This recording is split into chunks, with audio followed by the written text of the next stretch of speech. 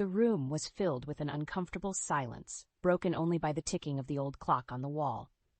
Mark, my husband of 30 years, sat across from me, his eyes glued to the TV, ignoring my presence as usual. I sat there, lost in my thoughts, feeling the weight of years of unspoken grievances and suppressed anger. I had reached my limit. "Did you finish moving?" Mark's voice, tinged with his usual condescension, pierced the silence.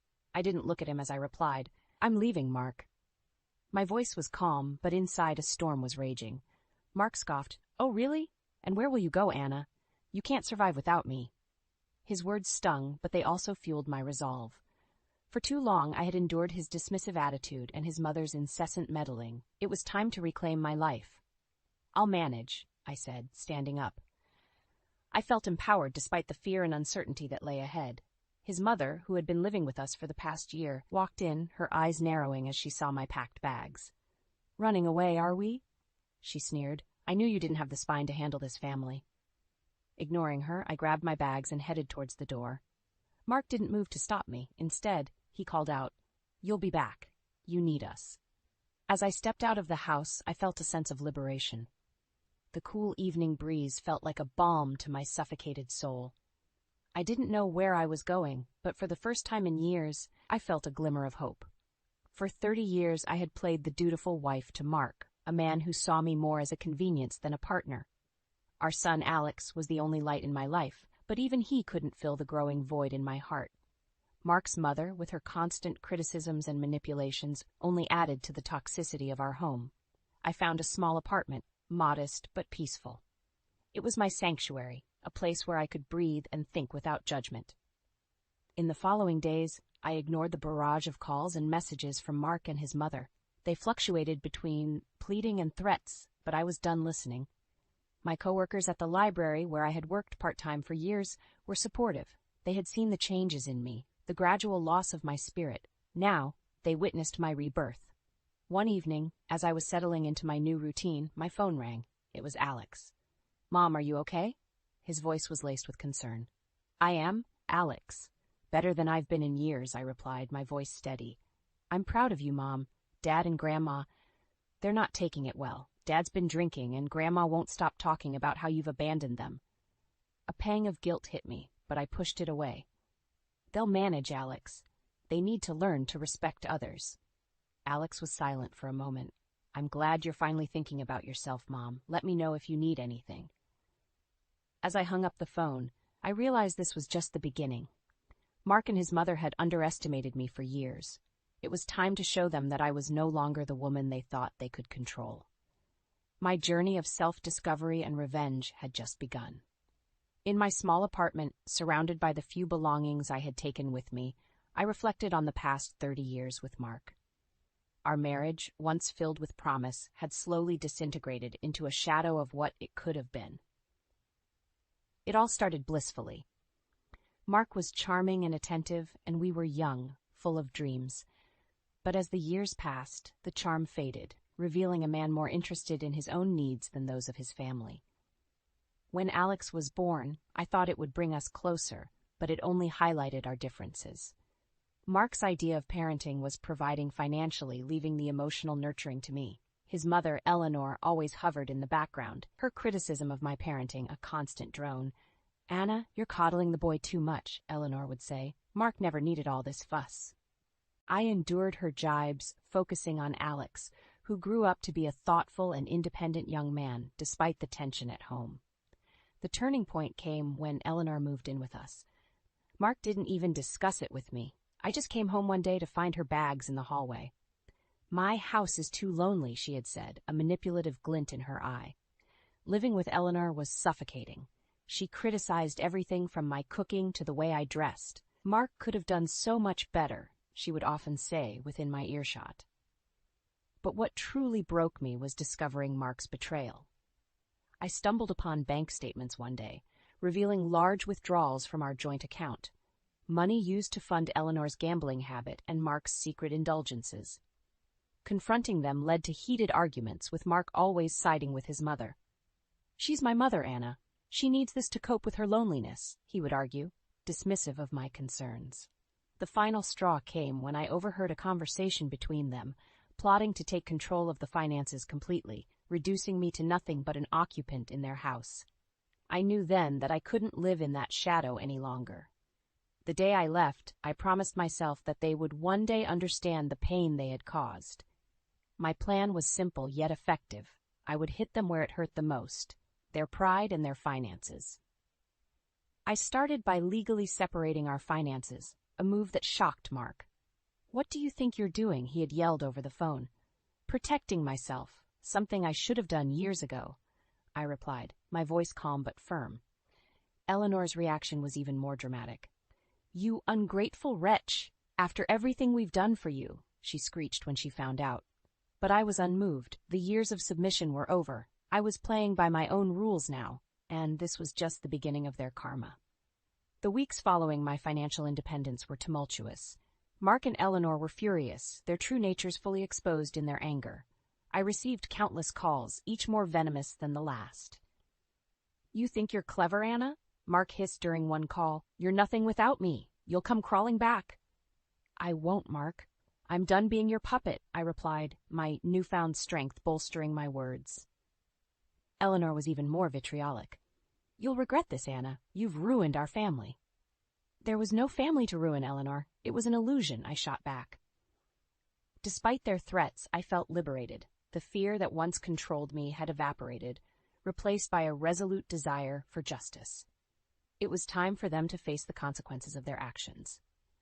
I started by reaching out to old friends and acquaintances, sharing my story. The truth about Mark and Eleanor's manipulations and financial deceit quickly spread, tarnishing their reputations. Mark, who prided himself on his social standing, was appalled. "How could you do this to me?" he demanded during a rare face-to-face encounter. "You did this to yourself," I replied calmly. "I'm just shedding light on it." Eleanor, faced with the community's judgment, was equally distraught. "You've turned everyone against us. This is war, Anna." But I was no longer intimidated by her. "No, Eleanor, this is justice." I watched as their world crumbled. Mark's friends began to distance themselves, wary of his tarnished image. Eleanor's social circle, once a source of her pride, dwindled as the truth about her gambling and manipulation spread. But I didn't stop there. I knew their financial instability was their weakest point. With the help of a lawyer, I began the process of claiming my share of our joint assets, ensuring that Eleanor's gambling debts were exposed and Mark's mismanagement of our finances was brought to light. The court proceedings were grueling, but I stood my ground. Mark and Eleanor's attempts to discredit me fell flat, their lies and deceit no match for the truth. As the judge ruled in my favor, granting me a significant portion of our assets, I saw the defeat in Mark and Eleanor's eyes. It was more than just a legal victory. It was a moral one. "You've destroyed us, Anna," Mark said, a shadow of his former arrogant self. "No, Mark, you destroyed us long ago. I'm just picking up the pieces," I replied. Walking out of the courtroom, I felt a weight lift off my shoulders. For the first time in years, I looked forward to the future, free from the chains of my past. Mark and Eleanor's downfall was the first step in my journey of reclaiming my life, and I was ready for whatever came next. The aftermath of the court ruling was a whirlwind. With my rightful share of the assets, I began building a life free from Mark and Eleanor's shadow.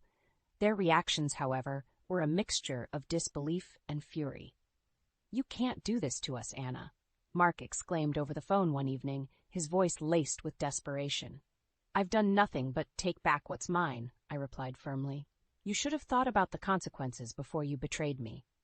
Eleanor's response was more underhanded. She tried to rally family members against me, painting herself as a victim. But her attempts were futile. The truth about her had spread too far. "Anna, you're tearing this family apart," she accused during a chance encounter at the grocery store. "This family was broken long before I left," I countered, not giving her the satisfaction of seeing me upset. I relished the freedom of living on my own terms. I changed my phone number, cutting off their direct line of harassment. I also started volunteering at a local shelter, finding solace in helping others who had faced similar struggles. But my quest for justice wasn't over. I learned that Eleanor was planning to contest the court's decision, still clinging to the hope of reclaiming the money for her gambling habits. "You won't get away with this, Anna. I'll make sure of it," she threatened in a message relayed through a relative. In response, I fortified my legal defenses, prepared to counter any move she made. I was no longer the woman who shied away from confrontation. I was a fighter, standing up for what was rightfully mine. Mark, meanwhile, was crumbling under the pressure. His once pristine image was now tarnished, and his career suffered as a result. The friends and connections he valued so much were now distancing themselves, unwilling to associate with a man caught in scandal. "You've ruined me, Anna," he lamented during a rare moment of reflection. "You ruined yourself, Mark. I just exposed the truth," I replied. As the weeks turned into months, I watched as their once secure world disintegrated. Eleanor's attempt to contest the court's decision failed miserably, leaving her financially and socially bankrupt. Mark's career continued its downward spiral, his reputation irreparably damaged. But despite their downfall, I felt no joy in their suffering. It was a necessary step in my journey, but it was not the end. I had reclaimed my independence and my dignity, but I was still healing from years of neglect and emotional abuse. As I continued to rebuild my life, I focused on finding peace and happiness within myself. I had emerged from the shadows of my past, stronger and more resilient. My story was not one of revenge, but of emancipation, a testament to the strength of the human spirit in the face of adversity. Several months had passed since the court's decision, and the ripples of my actions were still felt. Mark and Eleanor, now estranged from most of their acquaintances, were living a shadow of their former lives. One day, I received an unexpected visit from Alex. He looked troubled, his usually bright eyes clouded with concern. "Mom, I just came from seeing Dad and Grandma," he began, his voice heavy. They're not doing well." I offered him a seat and a warm cup of tea. "Tell me what happened, Alex." He sighed deeply before continuing. "Dad's been let go from his job, his drinking, it's gotten worse. And Grandma, she's lost everything to gambling. They're selling the house." I listened, my heart aching for Alex. Despite everything, they were still his family. "Mom, did we go too far?" he asked, his voice barely above a whisper. "Alex, we stood up for what's right. They made their choices," I replied, my voice tinged with sadness. The news of their misfortune didn't bring me joy. Instead, it was a somber reminder of the consequences of a life lived without integrity and respect for others. The following weeks were filled with whispers and rumors.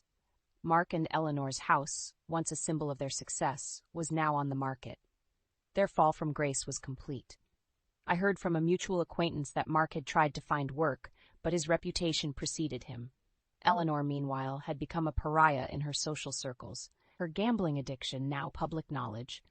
One evening, while I was out for a walk, I saw Mark. He was a shadow of the man he once was, his posture slumped, his eyes hollow. Our paths crossed, and for a moment we stood there in silence. "Anna, he began, his voice cracking. "There's nothing to say, Mark," I interrupted. "You chose your path." He nodded slowly, a resigned look in his eyes. "I never thought it would come to this," he murmured. As I walked away, leaving Mark behind, I felt a sense of closure. The man who had once held so much power over me was now just a stranger with a broken past. Eleanor, too, faded into obscurity. Her once lively demeanor was now subdued, the realities of her actions finally catching up to her. As the chapter of Mark and Eleanor closed, I realized that my journey was about more than revenge. It was about reclaiming my life and finding peace. I had stood up to my oppressors, not for vengeance, but for justice and self-respect. The experience had taught me the power of resilience and the importance of standing up for oneself. As I continued to build my new life, I did so with a newfound strength and a heart ready to embrace the future. Months turned into a year since the upheaval of my life began. In this time, my journey of self-reinvention continued, with each day bringing new strengths and realizations. The downfall of Mark and Eleanor was not my endgame. It was merely a byproduct of my pursuit for justice and respect. One crisp autumn afternoon, I sat in my cozy living room, the warm sunlight streaming through the window, reflecting on the changes. The phone rang, interrupting my thoughts. It was Alex. "Mom, I wanted to tell you something," Alex said, his voice brimming with excitement. "Sarah and I are getting married, and we'd love for you to help us with the planning." Joy surged through me. "That's wonderful news, Alex. Of course, I'd love to help." Our conversation was filled with laughter and plans for the future, a stark contrast to the calls filled with distress and despair from the past. A few days later, while out for my regular walk, I encountered Eleanor. She seemed smaller, diminished somehow. Our eyes met, and there was a brief flicker of something, regret perhaps, or realization in hers. "Anna," she began, her voice quivering. I'm sorry." The apology, unexpected and late, caught me off guard. "Eleanor, your actions brought you here. I hope you find some peace." As I walked away, leaving Eleanor standing alone, I realized the full extent of my transformation. I no longer harbored anger or resentment. I had moved beyond the need for revenge. The wedding planning with Alex and Sarah was a joyful affair. It was during these moments, surrounded by love and hope, that I truly appreciated the beauty of moving forward. The day of the wedding arrived, a beautiful ceremony filled with laughter and tears of joy. Watching Alex and Sarah, so full of love and promise, I felt a sense of accomplishment. Despite the challenges, we had emerged stronger. In my toast, I said, "Life brings many challenges, but it's how we face them that defines us." Today, we celebrate love, resilience, and new beginnings. As the evening drew to a close, I looked around at the happy faces, feeling content. I had not only survived, I had thrived. In the years that followed, Mark and Eleanor remained distant memories. I heard through the grapevine that they had moved away, each carrying their own burdens. My life, once overshadowed by their presence, was now my own. I found fulfillment in my work, joy in my role as a mother and friend, and peace in my solitary moments. As I sat in my garden one sunny afternoon watching the flowers bloom, I realized this was what true freedom felt like. My journey had been long and fraught with obstacles, but it led me to a place of contentment and strength. The end of my marriage was not the end of my story. It was the beginning of a new chapter, one where I was the author of my own life, and in this new chapter I found happiness, peace, and a sense of self that no one could ever take away.